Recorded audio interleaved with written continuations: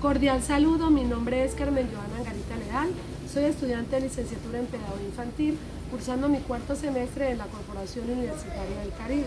Y hoy, a través de la asignatura de Educación Ambiental, les presentaré una pequeña entrevista que le hago al profesor Jason Alberto. Profesor, buenos días. Buenos días, señorita Joana. Agradecerle por este espacio que me brinda. Con todo el gusto. Profe, entonces iniciamos. Gracias. Profe, primera pregunta. ¿Qué piensa sobre la contaminación del planeta, producto de la contaminación del planeta Tierra? Bueno, inicialmente creo que el ser humano en su gestión o en su vida, desde los inicios ha de cierta manera interactuado de forma conjunta con el ambiente, pero estas actividades propias del ser humano han conllevado que la contaminación del ambiente genere un impacto ambiental, y creo que ha sido desfavorable de cierta manera, porque el ambiente, a pesar de que es un ciclo que se conlleva en él, el impacto o las actividades que el ser humano hace rompen de cierta manera todo eso que el ambiente en su ser, por así decirlo, en su estado natural, no logra devastar ese impacto que el ser humano hace. Entonces se está generando una contaminación o algo irreversible a razón de las actividades que el ser humano realiza. Entonces lo veo algo poco inusual o algo poco factible en el ser propio de esa contaminación que se está realizando al medio ambiente. Y por eso es que hoy en día vemos las alternancias en cuanto a los tiempos. Vemos que en tiempos anteriores nuestros abuelos, nuestros antepasados sabían cuándo era verano, de qué tiempo se manejaban los veranos, los inviernos. Hoy en día esos tiempos han ido cambiando, y por eso es que vemos tantos amenazas por parte del ambiente, tornados, huracanes, terremotos, que a razón de la actividad hecha por el mismo hombre altera el curso propio del ambiente. Profe, segunda pregunta. ¿Cree que la escuela puede formar personas muy sensibles ante lo que está ocurriendo al planeta? Sí. ¿Por qué, profe?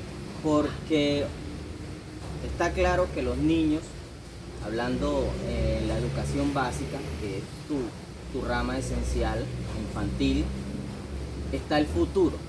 Hablamos en manera general, vemos que en ellos está el futuro, porque si lo hablamos a manera personal, digamos, mi hijo, yo lo instruyo desde casa. O sea, desde temprana edad yo instruyo a ese niño para que ese niño vea en mí el ejemplo a seguir más adelante. Asimismo lo vemos en la parte desde el colegio, hablándolo en términos estudiantiles. El colegio es esa base para que ese niño, cuando sea mayor, tenga sentido de pertenencia con el ambiente. En pocas palabras, podría decirse que si desde temprana edad, en la etapa de parto, que se llama infantil, tú le incitas al niño o lo instruyes a tener sentido de pertenencia con el ambiente, cuidado de los acuíferos, no talar los árboles, depositar las basuras en sus recipientes adecuados, en fin, tener sentido de pertenencia con el ambiente, pues eso va a generar que a generaciones futuras, ese niño que tal vez un día con 2, 3, 4 años se captó la idea del cuidado del ambiente, luego más tarde tenga sentido de pertenencia con todo aquello que le rodea, con ese ambiente al cual está expuesto. Perfecto, profe. Tercera pregunta. ¿Qué siente frente a la deforestación de los bosques y a la destrucción de la capa de ozono? Siento, podría decirse, como docente, como persona natural que vivo aquí en este mundo, hablándolo así, como tristeza en parte, porque es claro que en un árbol lo identificamos como un pulmón. O sea, cuando o lo vemos de cierta manera, pongamos este ejemplo, cuando tenemos esos tiempos de sol, de harto calor que no soportamos, ¿qué es lo que buscamos? La sombra de un árbol, ¿verdad? Nos acogemos a ese árbol, pero si se genera la deforestación, si estamos acabando con nuestra arbolización más en las orillas de nuestros ríos, pues esto está generando que las brisas, que los calores que se generan acorde al ambiente, pues sequen nuestros ríos, y por eso se está viendo muchas veces que hay muchas partes que no tienen acceso al agua potable.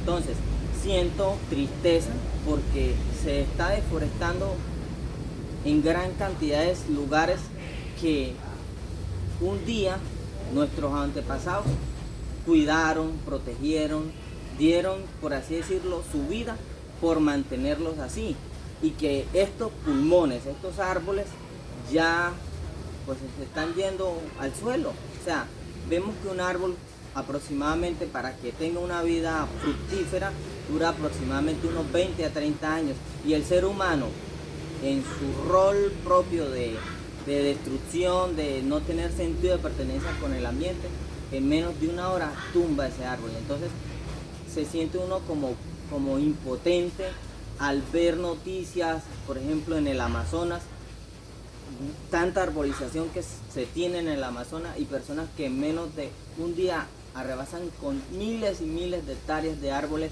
que un día estuvieron ahí y fueron, como quien dice, ese pulmón para nosotros mismos. Entonces, y a razón de la capa de ozono, sabemos que los árboles absorben el dióxido de carbono y lo convierten. Entonces, si nosotros día tras día talamos nuestros árboles, nos vamos a ver perjudicados, porque esa capa de ozono se está delimitando, o sea, se está destruyendo, y no vamos a poder sobrevivir.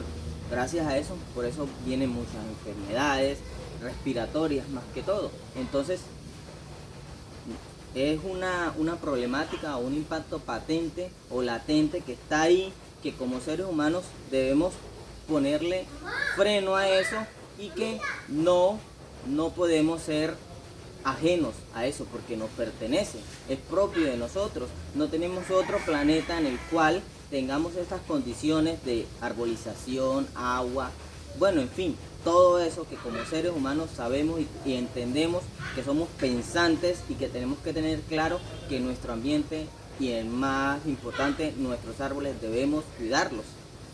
Perfecto, profe. Profe, cuarta pregunta. ¿Qué siente cuando la gente que te rodea se muestra indiferente frente a los problemas ambientales? ¿Qué siento? Yo creo que este va de la mano con la pregunta anterior, señorita Carmen Joana.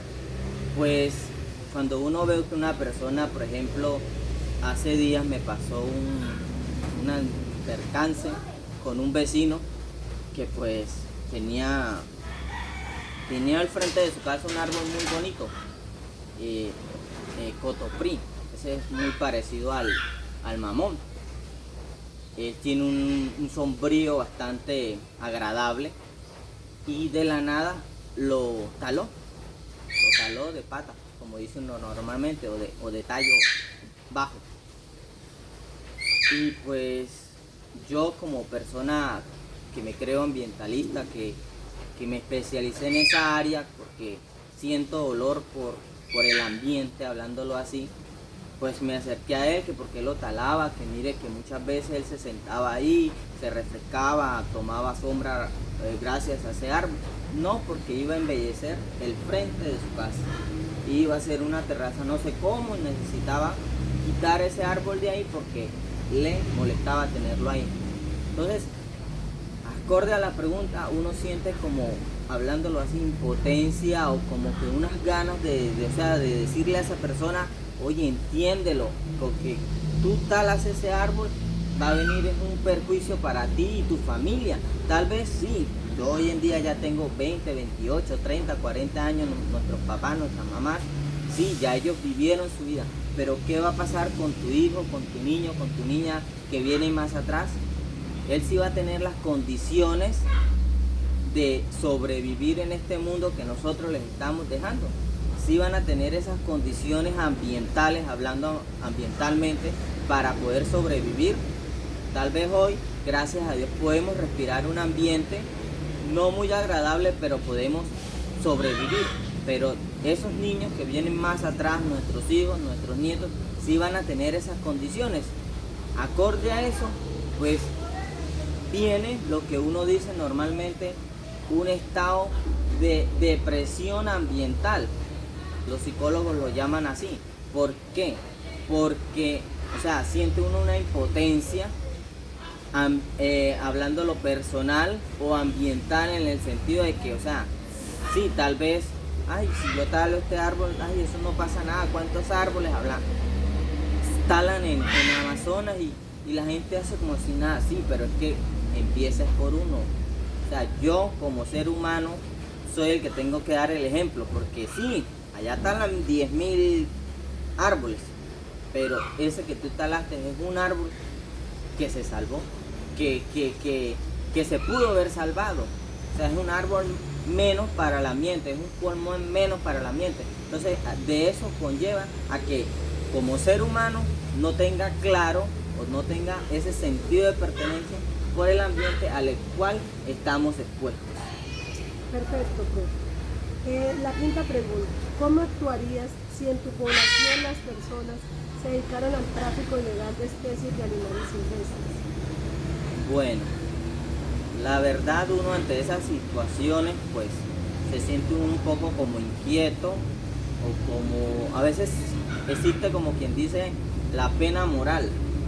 O sea, pues sí, uno se siente, porque yo he visto en muchas ocasiones cuando uno va viajando hacia las ciudades principales, Valledupar, Bogotá, Bucaramanga, y uno ve a las personas que llevan a las especies, por ejemplo en este caso los cotorritos, los periquitos, los tucanes, en fin, todas esas especies, uno como que, o sea, sí, tienen ese cuidado, porque yo también tengo mascotas en mi casa, tengo perros, tengo un loro, y me alegra la mañana porque un loro de eso cuando empieza a cantar, bueno, en fin, son un poco molestosos, pero muchas veces, con respecto a lo que tú dices, con la explotación, y lo miramos hoy en día en las redes sociales, cómo explotan esas especies, o sea, no las tienen en esas condiciones en las cuales ellas deben estar. Por ejemplo, vemos que las aves, por lo general las llevan en unas cajitas que a duras penas logran medio mover el ala. Entonces, sí, está bien que uno como ser humano pueda tener una mascota, tenerla en las condiciones óptimas para que esa mascota pueda vivir en la condición, por así decirlo, como mascota domiciliaria, hablándolo así. Pero no estaría de acuerdo con la explotación, porque ahí no se le presta, por así decirlo, podría decirle, los derechos, aunque es un animal. Porque alguien diría, ay, pero no, eso es un animal. Pero les recuerdo, nosotros pertenecemos al reino animal y somos seres humanos. Solo que en condiciones ellos no piensan. Pero podría decirse que son más inteligentes los animales que ni nosotros, porque ellos sí cuidan el ambiente. En cambio nosotros, que somos seres pensantes, no lo hacemos. Esto como a razón de conclusión con respecto a todo esto que me estás diciendo. O sea, nos lleva a reflexionar de que el ser humano, en vez de ayudar el ambiente, está destruyéndolo con todas las actividades que hace a diario. En cambio, los animales que han vivido a lo largo de toda la historia, ellos en sí lo que hacen es ese ciclo de vida, porque vemos el ejemplo de las abejas. Ellas polarizan, chupan el polen de una flor, llevan y polarizan, y llevan muchas especies. Las aves, la guacamaya en este caso también polariza, o sea, ellas sirven para reestructurar, para reforestar, para darle vida al ambiente. Entonces, en sí, no estaría de acuerdo a la explotación de especies, siempre y cuando se le presten las condiciones o esas especies en sí tengan el derecho de tener hablándolo así a palabra humana, una vida óptima, o sea, por así decirlo, de que no sean como que un factor de dinero, que por lo general por eso que la explotan. Que por ejemplo yo veo una especie de guacamaya, uy, hermosísima, pero ay no, por esta especie me pueden estar dando, no, digamos 200.000, y ahora yo la voy a coger y la voy a explotar.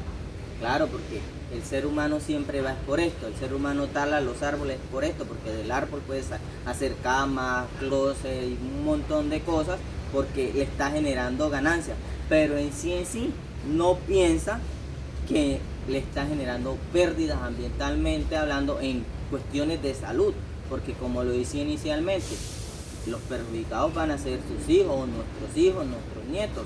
Tal vez él ahora está gestionando en sí una ganancia monetaria, se está, por así decirlo, suplantando un valor económico en su vida y que sí le sirve para subsistir, pero que a la larga vendrán las consecuencias a razón de ese impacto ambiental que le está generando al ambiente.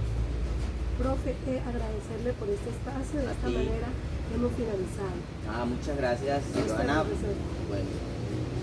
De esta manera finalizo mi presentación, espero sea de su agrado.